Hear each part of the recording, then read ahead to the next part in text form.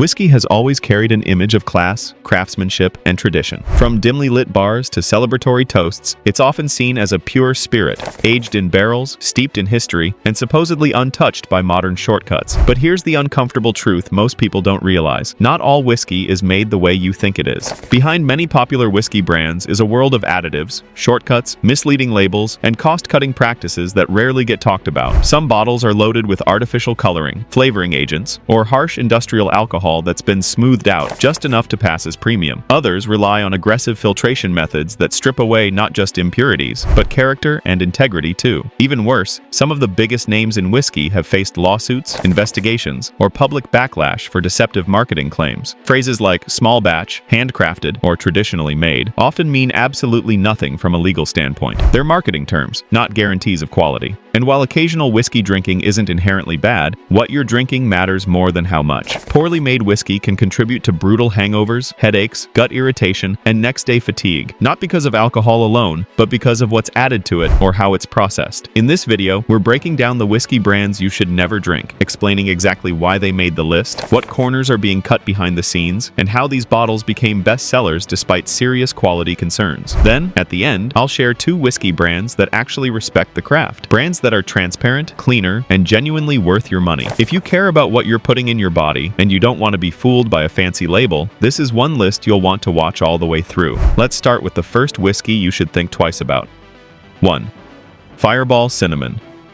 Whiskey Fireball is one of the most recognizable whiskey bottles on the planet, and that's exactly why it's one of the most misleading. Marketed as a bold, fun, party-friendly whiskey, Fireball is actually far closer to a flavored malt beverage than a traditional whiskey in many markets. The aggressive cinnamon burn most people associate with Fireball doesn't come from barrel aging or natural spice infusion. It comes from artificial flavoring and sweeteners designed to mask low-quality alcohol. One of the biggest issues with Fireball is how little actual whiskey character remains after processing. The base spirit is heavily filtered and diluted, then overwhelmed with flavor additives to create consistency at massive scale. This means you're not tasting grain complexity, oak influence, or aging depth. You're tasting engineered heat and sugar. That's why Fireball shots go down easily at first, but often result in severe next-day headaches and nausea. Fireball has also faced controversy over labeling transparency. In several regions, bottles sold under the Fireball name weren't even legally classified as whiskey, yet consumers assumed they were buying the same product everywhere. This blurring of categories creates confusion and allows lower-grade alcohol to ride on the reputation of a respected spirit type. From a health perspective, Fireball is especially rough. High sugar content combined with artificial cinnamon flavoring increases inflammation, blood sugar spikes, and dehydration. The sweetness tricks people into drinking more, faster, which compounds alcohol's effects on the liver and nervous system. This is why Fireball is notorious for brutal hangovers, even at relatively low consumption levels. Another red flag is how Fireball avoids discussing its aging process because it's minimal. Real whiskey relies on time, wood interaction, and evaporation loss to develop smoothness. Fireball skips this patience entirely and replaces it with chemical consistency. It's fast, cheap, and scalable, but not respectful to the craft. Fireball's popularity doesn't come from quality. It comes from branding, nostalgia, and shock value. It's engineered to be loud, not refined. And while it may dominate party scenes, it's one of the clearest examples of how a whiskey label can hide a product that barely resembles true whiskey at all. 2. Southern Comfort. Southern Comfort has long been associated with Southern charm, smooth sipping, and classic cocktails, but its history reveals a very different reality. Despite decades of marketing that suggested it was a traditional whiskey, Southern Comfort spent much of its life as a neutral spirit blended with fruit, spice flavors, and sugar, rather than a true aged whiskey. For years, consumers believed they were drinking a smooth Southern-style bourbon or whiskey. In reality, the base alcohol was often closer to vodka, later infused with proprietary flavor blends to mimic whiskey notes. Even after changes to the formula in recent years, the brand's reputation remains tied to flavored alcohol rather than authentic whiskey craftsmanship. The biggest issue with Southern Comfort is how aggressively it relies on sweetness and flavor masking. This makes it appealing to new or casual drinkers, but it also encourages overconsumption. The smoothness people praise isn't the result of aging. It's the result of sugar and artificial flavor engineering designed to reduce alcohol burn. Health-wise, Southern Comfort raises similar concerns to other flavored spirits. High sugar levels contribute to rapid intoxication, insulin spikes, and increased increased dehydration. Many drinkers report heavy fatigue and headaches after drinking it, even when consumed moderately. This isn't accidental. It's the downside of blending alcohol with sweet flavoring agents that the body struggles to process efficiently. Another concern is transparency. The brand's long-standing identity as a whiskey blurred legal definitions for decades, and while labeling has improved, the perception damage remains. Many people still believe Southern Comfort is aged like traditional whiskey, when in reality, aging plays a minimal role in the final product. Southern Comfort also lacks terroir, grain identity, and barrel influence. 3 pillars of quality whiskey. There's no meaningful discussion of mash bills, barrel types, or aging timelines because those elements aren't central to the product's creation. Instead, consistency is achieved through formulas, not craftsmanship. Southern Comfort isn't dangerous, but it's deeply misleading. It represents a category of spirits that borrow whiskey's image while avoiding whiskey's discipline. If you're drinking it for flavor alone, there are cleaner options. But if you're drinking it thinking it reflects true whiskey tradition, you're being sold a story, not a spirit. 3. Screwball Peanut Butter Whiskey. Screwball peanut butter whiskey exploded in popularity by doing one thing extremely well: novelty. It doesn't try to taste like traditional whiskey, respect aging traditions, or showcase grain character. Instead, it leans fully into shock value, a dessert-style spirit designed to surprise first and question later. That approach is exactly why it belongs on a never-drink list. At its core, Screwball is built on a heavily processed base spirit that's stripped of complexity before flavoring is added. The peanut butter taste doesn't come from natural infusion or barrel interaction. It comes from engineered flavor compounds combined with sugar and emulsifiers. This creates a thick, candy-like mouthfeel that coats the palate and masks the quality of the alcohol underneath. One major red flag is sweetness density. Screwball contains significantly more sugar than traditional whiskey, which accelerates alcohol absorption and increases dehydration. Many drinkers report feeling intoxicated faster than expected, followed by heavy fatigue or headaches. That's not coincidence. Sugar-alcohol combinations place extra strain on the liver and digestive system. Another issue is how Screwball blurs category lines. While marketed as whiskey, its production method aligns more closely with a flavored liqueur. There's minimal emphasis on mash bill, barrel age, or distillation transparency. Instead, the brand focuses on fun branding and viral appeal, not craftsmanship or integrity. From a sensory standpoint, the peanut butter profile overwhelms everything else. There's no room for oak, spice, or grain to develop because the flavoring dominates immediately. This makes Screwball nearly impossible to sip slowly or appreciate over time. It's designed for shots, not reflection. Long-term, products like this reshape consumer expectations in unhealthy ways. They train drinkers to associate whiskey with sweetness and artificial flavor rather than balance and depth. For beginners, that creates a false entry point into the whiskey world, one that's hard to unlearn later. Screwball may be entertaining, but it sacrifices authenticity, balance, and drinkability for novelty. It's not dangerous, but it's deceptive, sugar-heavy, and far removed from what whiskey is meant to be. 4. Bird Dog Flavored Whiskey, Blackberry, Peach, Apple. Bird Dog built its reputation almost entirely on flavored whiskey extensions, and that strategy reveals everything you need to know about the product. Rather than refining a core whiskey and letting it speak for itself, Bird Dog relies on fruit-forward flavoring to disguise a thin, underdeveloped base spirit. The underlying whiskey is lightly aged and aggressively filtered, removing much of the grain character that defines quality whiskey. What remains is then saturated with artificial fruit flavors and added sweetness, creating a profile that resembles syrupy liquor more than a distilled spirit meant for sipping. The biggest issue with Bird Dog is inconsistency. Flavored variants like blackberry or peach taste identical in structure, only the aroma changes. That's a sign of heavy flavor engineering rather than careful blending. True whiskey expressions evolve on the palate. Bird Dog hits one note and stays there. Health concerns mirror other flavored spirits. High sugar content paired with alcohol leads to rapid blood sugar spikes and harsher come-downs. Many drinkers underestimate how much they've consumed because the sweetness dulls alcohol burn. This often results in overconsumption and stronger next-day effects. Bird Dog also lacks transparency. There's little emphasis on aging length, barrel sourcing, or mash composition. These omissions aren't accidental. They're unnecessary when flavoring does most of the work. The brand prioritizes shelf appeal and variety over depth or honesty. Another concern is how these products are positioned socially. Bird Dog is often marketed as easy whiskey or gateway whiskey, but that framing is misleading. It doesn't prepare drinkers for real whiskey. It replaces it with candy-like alcohol that sets false expectations. While Bird Dog may work in mixed drinks or novelty shots, it fails as a whiskey experience. There's no complexity, no evolution, and no respect for the craft behind the label. It's a shortcut product designed to sell quickly, not age gracefully. Bird Dog isn't about whiskey culture, it's about flavor trends, and once the novelty fades, there's very little left in the glass. 5. Canadian Mist. Canadian Mist has been on store shelves for decades, quietly selling itself as a smooth, affordable option. But that reputation falls apart the moment you look beyond the label. This whiskey isn't built for depth, balance, or tradition. It's engineered for maximum volume at minimum cost, and it shows in every sip. At its core, Canadian Mist relies heavily on high-proof neutral grain spirits rather than well-developed, character-driven whiskey. These spirits are often distilled to such a high purity that they strip away most natural flavor compounds. What remains is then lightly whiskeyfied through minimal aging and blending, creating a product that technically qualifies as whiskey but lacks true identity. The aging process is short and shallow. Barrels are often reused multiple times, extracting very little wood character. Instead of rich caramel, oak, or spice, you're left with thin sweetness and a watery mouthfeel. Any smoothness people associate with Canadian Mist is largely due to dilution, not craftsmanship. What's more concerning is how aggressively this brand leans on ice-heavy consumption. Canadian Mist is marketed as the perfect pour-over-ice whiskey, a subtle hint that the spirit itself can't stand up on its own. Ice masks flaws, dulls harsh alcohol notes, and reduces aroma, making a weak whiskey easier to drink but not better. Flavor-wise, the profile is flat, faint corn sweetness, mild ethanol burn, and an abrupt finish that disappears almost instantly. There's no evolution on the palate, no lingering warmth, no complexity that develops with time in the glass. It's whiskey designed to be forgotten the moment it's swallowed. Canadian Mist thrives not because of quality, but because of nostalgia and price accessibility. It's a brand many people inherit from past generations without questioning whether it deserves a place in modern whiskey culture. Unfortunately, when compared to thoughtfully produced alternatives, Canadian Mist feels more like a relic than a refined spirit. 6. Seagram's 7 Crown.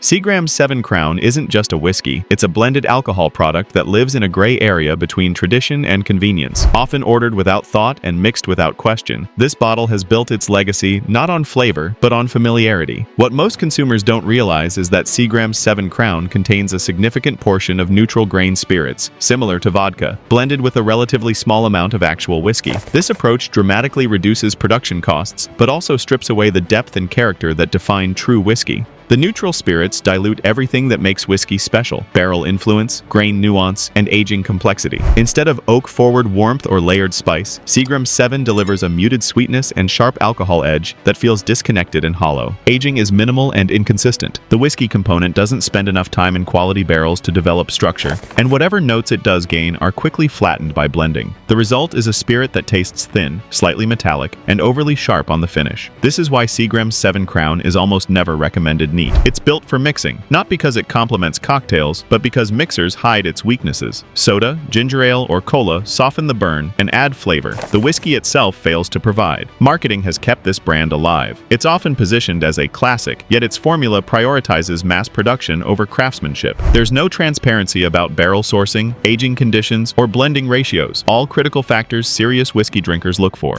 On the palate, the experience is short and unremarkable. A quick hit of sweetness, a sharp alcohol bite, and a finish that vanishes before it can leave an impression. It's not offensive, it's forgettable, which may be worse. Seagram's 7 Crown represents a time when whiskey was treated as a background ingredient rather than a spirit worthy of attention. In today's market, where quality and authenticity are easier to find than ever, it struggles to justify its place beyond habit and convenience.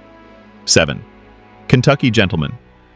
Kentucky Gentleman sounds like it should represent heritage, craftsmanship, and tradition. But the reality behind the bottle tells a very different story. Despite the Kentucky name, this product is not a straight bourbon, and not even a traditional whiskey by most quality standards. It's classified as a blended whiskey, meaning a large portion of what you're drinking isn't fully aged whiskey at all. A significant percentage of Kentucky Gentleman is made up of neutral grain spirits, distilled to extremely high proof. These spirits are almost flavorless by design, lacking the oils, esters, and compounds that develop during proper whiskey distillation and barrel aging. What little whiskey is added afterward is there mostly to meet labeling requirements, not to create depth or balance. The aging process is minimal. Barrels are used briefly, often multiple times, which results in very little extraction from the wood. That's why the flavor profile feels hollow. Faint sweetness up front, a harsh alcohol note in the middle, and an abrupt, slightly bitter finish. There's no progression on the palate, no warmth that builds, and no lingering character. Kentucky Gentleman is often positioned as a budget-friendly option for high-volume consumption, and that purpose drives every production decision. Cost efficiency outweighs quality at every stage, from grain sourcing to distillation to aging. The result is a spirit that technically qualifies as whiskey, but delivers none of the experience people expect when they hear that word. It's also rarely consumed neat for a reason.